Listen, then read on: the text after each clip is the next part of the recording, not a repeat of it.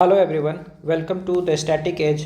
आज हम देखेंगे 2 फरवरी के करंट अफेयर्स को और उसे हम अपने स्टैटिक पोर्शंस के साथ लिंक करके पढ़ेंगे। तो चलिए शुरू करते हैं। तो आज ज़्यादातर डिस्कशन बजट के ही थे, तो क्या क्या चीज़ इम्पोर्टेंट है वो सब मैंने लिखा है और उसके बाद बजट के स्टैटिक पोर्शंस को हम लोग रिवाइज करेंगे। और उसके बाद आज ज़्यादा कुछ तो नहीं है, ज़्यादा चीज़ें तो चेंज भी नहीं हुई हैं। तो चलिए शुरू करते हैं। जो जो इम्पोर्टेंट चीज़ है वो सब पढ़ लेते हैं। तो सबसे पहले बजट साइज 53.47 लाख करोड़ के हो गए हैं और इस बार फिस्कल डेफिसिट जो है हम लोग 4.4 से 4.3 का हो गया है हमारा, ठीक है। और अब जो है हमारा प्राइमरी फिस्कल टारगेट जो है डेब्ट टू जीडीपी पर शिफ्ट हो गया है फिस्कल डेफिसिट से। तो डेब्ट टू जीडीपी जो है इस साल 56.1 के रहने के अनुमान है और इसको 2027 में इसको हम 55.6 पर लेते आएंगे। तो धीरे धीरे करके इसको 49 और 51 के बैंड के बीच में रखना है, क्योंकि हम लोग को जब भी हम लोग लोन उठाने जाते हैं तो क्रेडिट रेटिंग एजेंसी हम लोग को इसी बात पे कहती है कि आप लोग का डेब्ट टू जीडीपी बहुत ज़्यादा है, तो आप जो है इसको आप पहले कम कीजिए। तो इसलिए जो है हमारा टारगेट ये है कि इसको 49 से 51% के टारगेट के बीच में लेके आना है, ताकि हम लोग अपने जो इंटरेस्ट चाह रहे हैं उस पर हम लोग इंटरेस्ट यानी कि कम इंटरेस्ट रेट पे हम लोग बोरो कर पाए मनी, ठीक है। तो बजट हमने देख लिया कि 53 लाख करोड़ का हो गया है। एक्सपेंडिचर में असेंडिंग डिसेंडिंग पूछ सकता है, तो सबसे ज़्यादा ट्रांसपोर्ट को मिला है, उसके बाद डिफेंस को मिला है। डिफेंस में हमने 15% इंक्रीज़ किया है ऑपरेशन सिंदूर के बाद। रूरल डेवलपमेंट पे खर्च है, उसके बाद होम डिपार्टमेंट और फिर agriculture. Transport, defence, rural development, home और एग्रीकल्चर, ठीक है। पहले मनरेगा में 80,000 करोड़ एलोकेट होते थे और उसमें एम्प्लॉयमेंट के डेज 100 थे।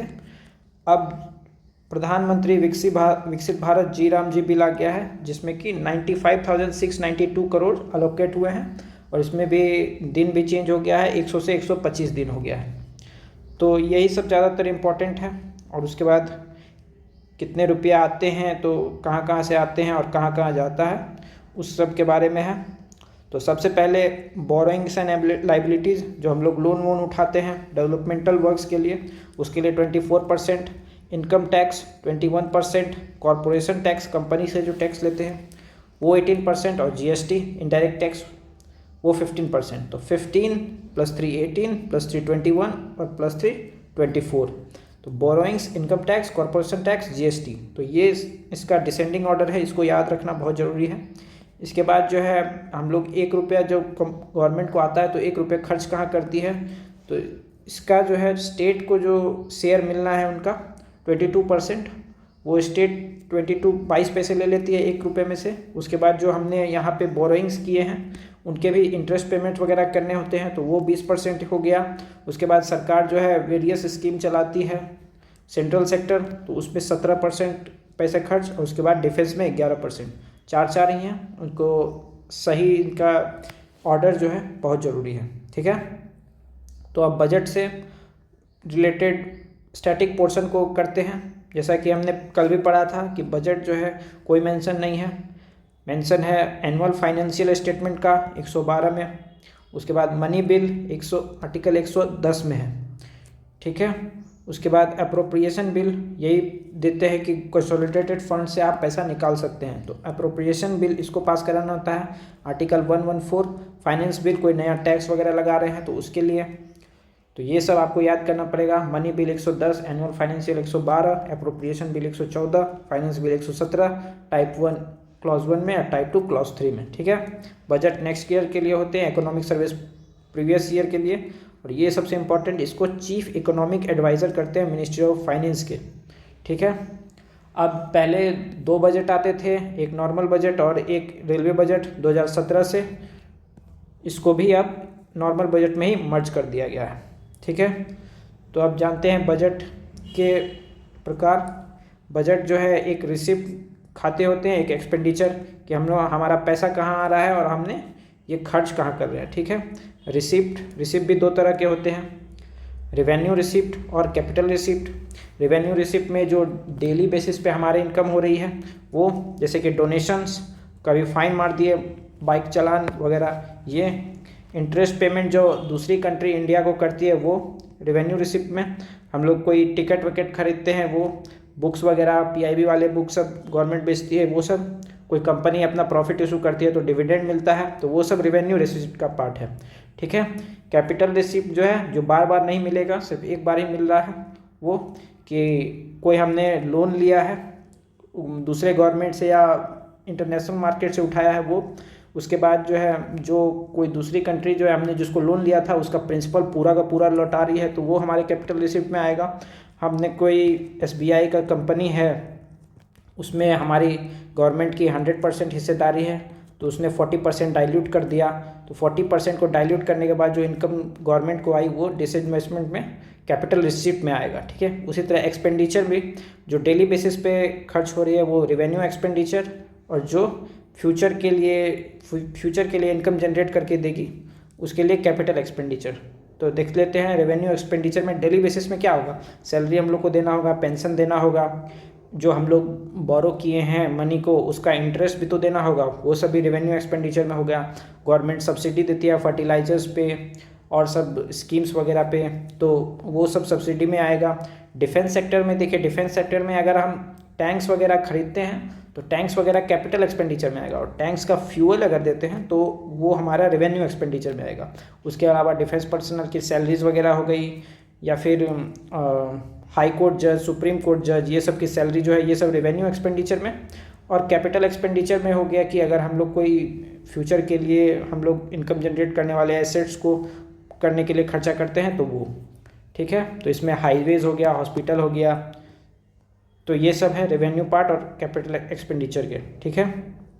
अब जो है बजट कल निर्मला मैम ने पेश किया है तो वो बजट के स्टेज को भी देख लेते हैं। सबसे पहले होगा बजट को प्रेजेंट करेगी जो कल हो चुका है। ठीक है। उस पर अब 3-4 दिन जनरल डिस्कशन होंगे। इस पे जो है एमपी सब जनरली बात करेंगे कि कहाँ आप क्या मंशा है, आप किस सेक्टर को ज़्यादा इम्प्रूव करना चाहते हैं, ये सब जनरली इस पर डिस्कशन होगा। उसके बाद जो है डिपार्टमेंटल कमेटी का स्क्रूटनी होगा।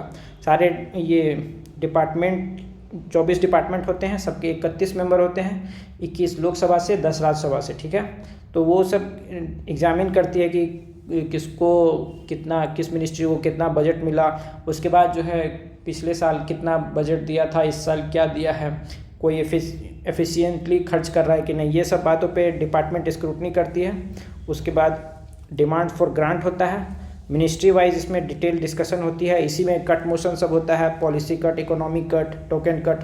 पॉलिसी कट में हम लोग पूछा था कि पूरी पॉलिसी ही ख़राब है, इसकी वैल्यू 1 रुपये कर दो। इकोनॉमिक कट में कोई स्पेसिफिक अमाउंट से कट कर दो, और टोकन कट में मतलब कोई पूरा पॉलिसी ठीक है लेकिन 1-2 चीज़ जो है इससे हमको थोड़ा दिक्कत है तो इसके लिए इसकी वैल्यू 100 रुपये कर दो। ठीक है। अब जो है पासिंग अप्रोप्रिएशन बिल, यही सबसे इंपॉर्टेंट होता है, आर्टिकल 114।